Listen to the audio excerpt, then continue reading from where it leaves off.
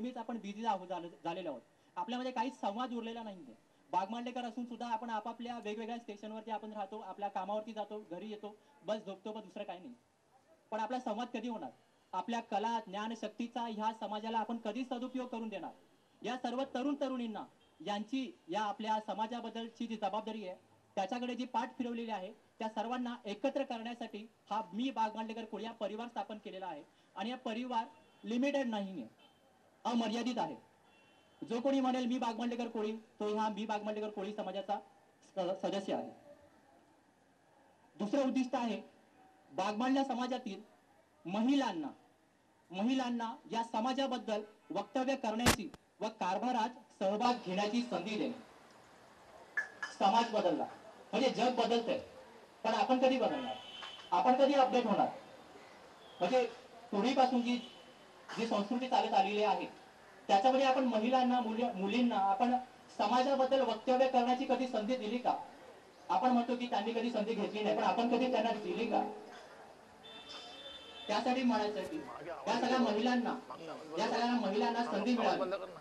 ज्या समाजातली स्त्री पुढे असते, ज्या समाजातली स्त्री पुढे असते तो समाज नेहमीच जगाच्या पुढे असतो. त्यामुळे आपल्या समाजातील मुलींना आणि स्त्रियांना सगळ्यांना संधी मिळावी या पार्श्वभूमीवर मी बागमांडेकर कोळी या समाजाची स्थापना झालेली आहे. तिसरं उद्दिष्ट समाजाच्या प्रगतीसाठी आणि कल्याणासाठी ज्या कोणाकडे चांगले चांगले उपक्रम असतील ते समाजापर्यंत पोहोचावे आणि त्यासाठी त्यांना एक व्यासपीठ उपलब्ध करून देऊन त्या उपक्रमांना प्रत्यक्षात साकार करण्यासाठी मदत करणे. म्हणजेच काय? आता इथे उपस्थित असलेल्यांना आपल्या गावाबद्दल प्रगतीसाठी बरेच चांगले उपक्रम असतील.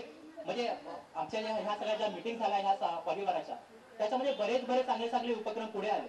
आपल्या गावासाठी म्हणजे पुरेसं असं म्हणजे इमर्जन्सी केसेस हँडल करणारं एखादंही हॉस्पिटल नाहीये तर ॲम्ब्युलन्स नाहीये. श्रीवर्धनला जावं लागतं आपल्याला. मधल्यामध्ये कोणाचा जीव दगावला तर काय करणार? असं म्हणजे ह्या सगळ्या मीटिंग मधून निघालेला एक पर्याय. परत आपल्या गावासाठी म्हणजे महिलांसाठी जे शौचालय आहेत ते पण योग्य पद्धतीचे नाहीये, ते सुद्धा करण्यासाठी म्हणजे असे वेगवेगळे उपक्रम आहेत या समाजासाठी. पण तरीही त्यांना एक वाव मिळत नाहीये समाजापुढे येण्याचा. त्यामुळे त्या सगळ्या उपक्रमांना वाव मिळावा यासाठी या परिवाराची स्थापना झालेली आहे. सारांश एवढाच की वरिष्ठांचे मार्गदर्शन, तरुण तरुणींचे बळ आणि महिलांचा सहभाग या तिहेरी भूमिकेतून आपल्या समाजाची प्रगती साधणे हाच एकमेव उद्देश या आपल्या मी बागमांडेकर कोळी या परिवाराचा आहे. इकडचा आवाज बंद करा. हे राजा, इकडचा आवाज बंद करा, नाही तर मी तुम्हाला इकडे बाहेर बोलवीन सरळ. हे लक्षात ठेवा, आवाज बंद झाला पाहिजे. सध्या उपस्थित आहेत, तयार आहेत.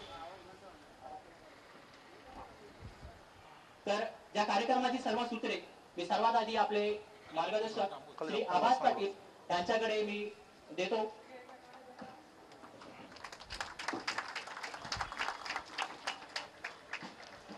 नमस्कार. खरं तर आपल्याकडे गणेशाचं पूजन करायची सवय आहे. गणेशनेच माझी पूजा केली.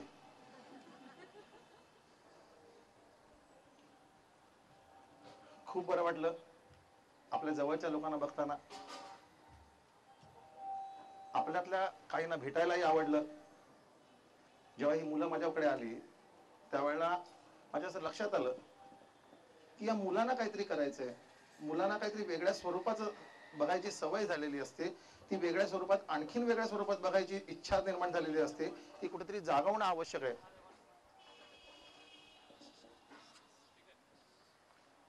तू एकतर ना तिकडे गप्पा मारू नकोस. हा, मग बोलायचंच नाहीये. फक्त जे काय करायचं ते व्यवस्थित कर. आता मगाशी सांगितलं त्याचा ऐकायला येते सर. आवाज गेला. पाटलाचा आवाज आहे, पोचणार तो. हा, महत्वाचा भाग, ह्या मुलांना ज्यावेळेला करायची इच्छा निर्माण झाली त्यावेळेला ती समाजाकरता करायचंय. घे.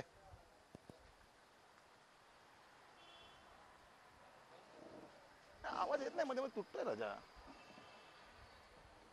मुलांकरता काहीतरी करायचंय आणि तरुण पिढीला जेव्हा करायचं असतं त्यावेळेला माझ्यासारखा माणूस जर पुढे आला नाही तर तरुण पुढे जाणार नाही असं नाहीये. परंतु माझा अनुभव जगत त्यांना बरीच वर्ष काढावी लागतील, माझ्या एवढी सांगावी लागतील. माझं शेवटपर्यंत त्यांनी वय नाही सांगितलं तुम्हाला.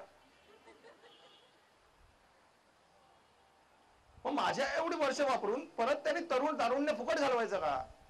तर माझा अनुभव वापरून माझ्या सगळ्या गोष्टी त्यांना कुठेही न त्रास सहन करता जर त्यांना अनुभव मिळणार असेल आणि त्याच्यावर काहीतरी वेगळी पिढी तयार होणार असेल तर त्याकरता माझा उपयोग झाला पाहिजे. म्हणून माझं डोकं चालायला पाहिजे. डोकं चालवलं म्हणून केस गेलेले नाहीत.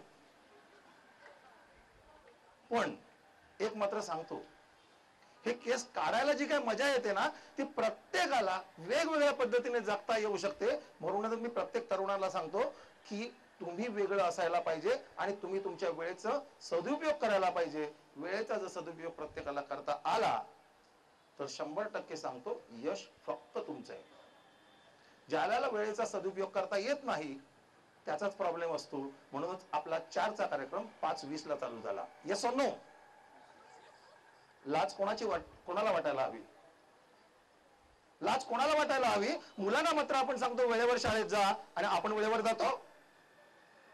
मला प्रत्येक माझ्या बहिणीला विचारावं असं वाटतं, मुलांना का म्हणून घेऊन आलात तुम्ही इकडे? उशिरा कसं जायचं ते शिकवायला? बघा, उगाच नाही त्याने सांगितलं मी मिलिटरी रूल आणतो.